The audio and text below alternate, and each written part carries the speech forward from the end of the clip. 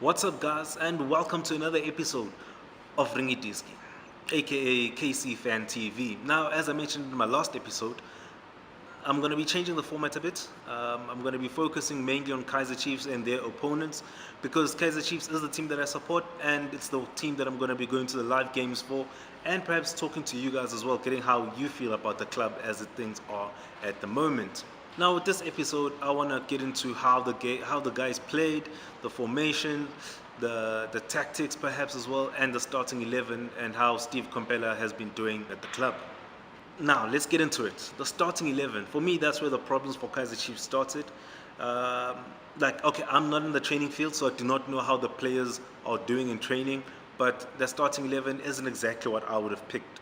At the back, firstly, I was actually glad to see Matoho back. If you go back to my previous episode, I had actually picked Cardoso to start alongside Godinho.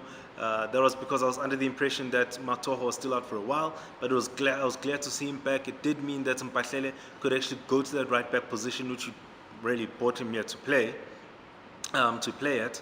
So that was good to see.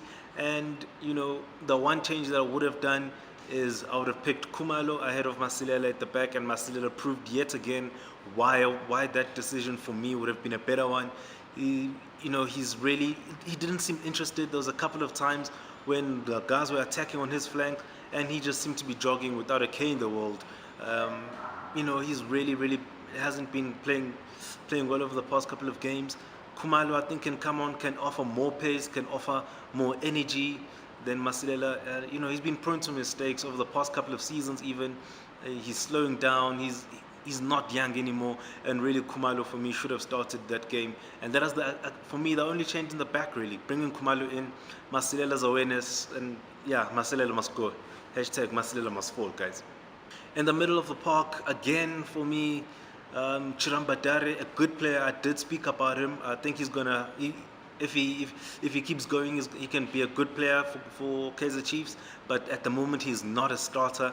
Lebese should have started the game from the get-go. And I think when he came on, you could actually see that Chiefs looked different. We looked a bit more menacing.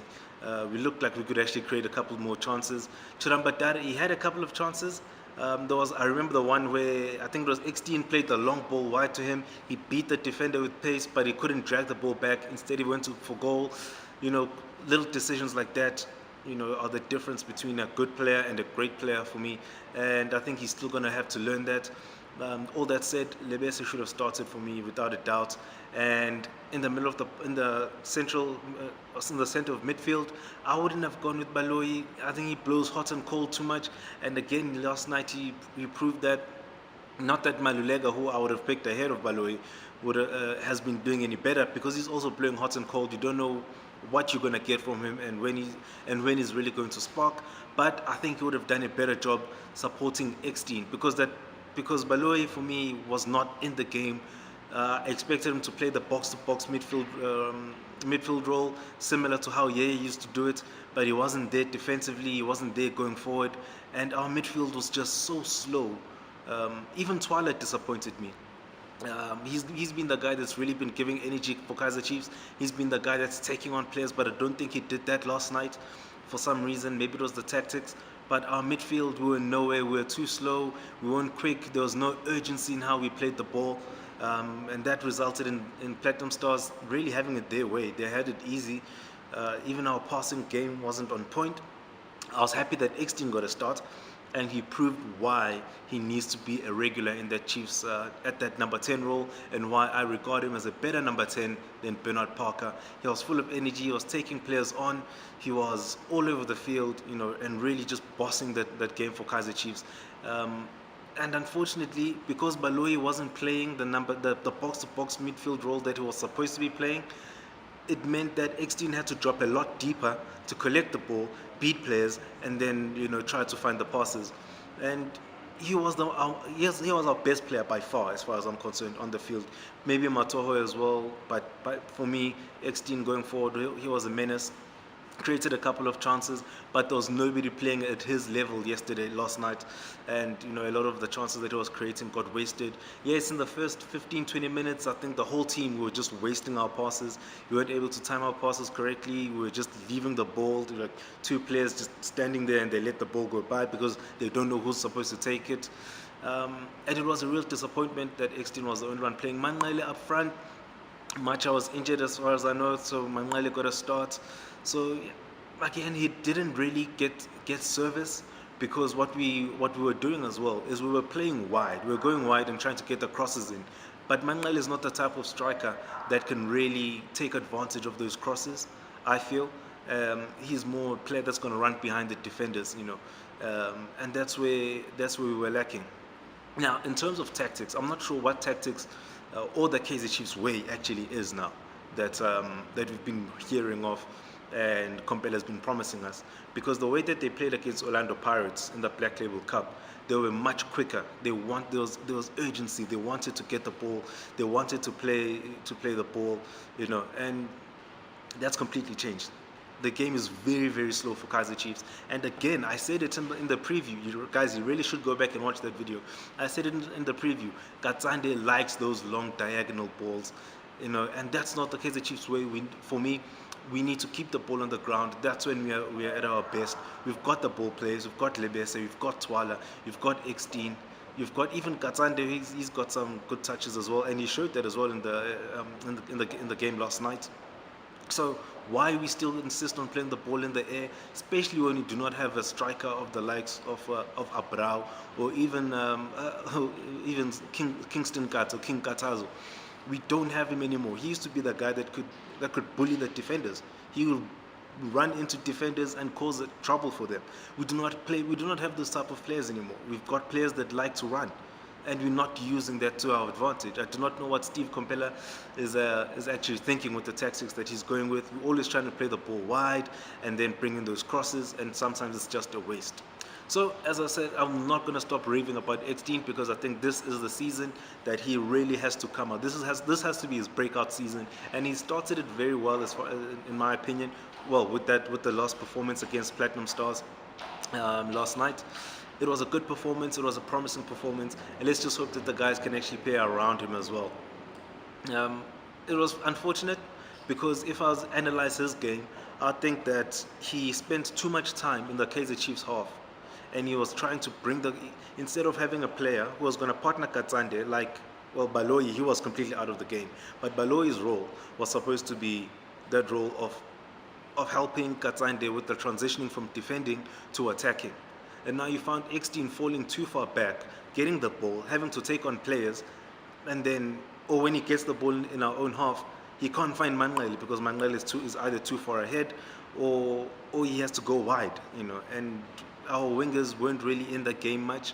And as I mentioned, Mpahlele was at a disappointing game at right back, really, really disappointing. I do not know what was going on with him. But, maybe you have an even bigger problem at right back than you do at left back, because Moleko's inconsistent. And if that's how Mpahlele is going to play, then you really have troubles. At least at left back, we can still bring in Khumalo, who's still untested a bit, and hope that he actually does the job for us. But yeah, Ekstein, great game. Pity just had to stay too many in the first half. He had to play for too long of the game in our own half, instead of being in the opposition's half and really attacking and trying to exploit those areas. His ball distribution, yes, in the first 15-20 minutes was a bit dodgy, but so was the whole team's. After that, he really came into his own and started spraying those passes, running into good spaces, and I'm glad he got that goal as well. As you could see, when he is much further forward, we were able to get that goal out of him. I said it again in my preview that I think that the Platinum Stars defense is weak, and for 70 minutes they seemed strong, but the only reason that was the case is because we were playing the ball very slowly. We were very slow in our midfield and pushing the ball forward, and we were having too many loose passes, so it made that defense look very good. The chances that we were getting were very few and far between, and they were easy for the goalkeeper to save. I remember there was a header, a few headers that the keeper had to deal with from Matoho. I think there was one from Parker as well. They weren't very strong. It was just, light heading it back to the keeper, really. But as soon as we started playing the ball on the ground and we started moving it quicker, and Lebese was introduced for Chirambadare, you could see a difference. And that's when they started defending deeper, which allowed the likes of Ekstein to play a lot more forward and closer to our striker. And our midfield became useless because our defenders were pushing up around the halfway line, and that's where we were playing the ball in their own half. So we started pressuring them, and they cracked. We got that goal, and it's a tactic we should have been going through the whole game. That's how Chiefs should be playing: quick movement, taking players on. But under Steve Mpahlele, I do not know what is going on at the moment and how the team actually should be playing. We do not know what the Chiefs' way is at the moment. Now, here's the thing: I've been the guy trying to defend Mpahlele to my friends and some of the Kosi faithful. I've been trying to defend him, saying, no, give him time. He's got his players now, and he should be able to do a better job. But it's not coming right. Against Pirates, we saw a completely different game in the Colin Black Label Cup against how we've played in the last 3 games now in the league, where we still haven't won a single game. As for the results, yeah, it's a draw. You could say, no, Chiefs got unlucky. It wasn't a goal. And of course, you're right. It's fair enough. It's a fair point. It wasn't a goal, and it shouldn't have been allowed. But I don't think that would have made any difference, because Chiefs would have just carried on playing slowly, and the game probably ended at 0-0.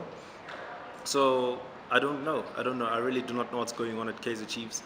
Let's hope that Steve was watching the game and saw how in the last 20 minutes, when we played the ball quicker, we looked better, we looked a bit more menacing.